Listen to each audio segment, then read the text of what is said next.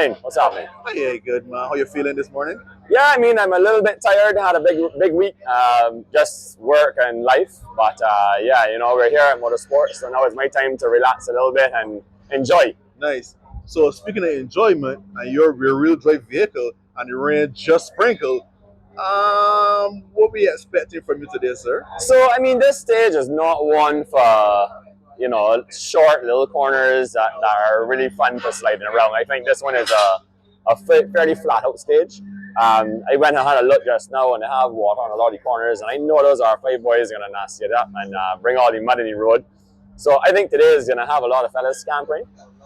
Me probably one of them, but listen, we can have some fun. It's not our first rodeo, so let's go and figure it out as we go. Well, fair enough. Well, the rain is down and it is pouring.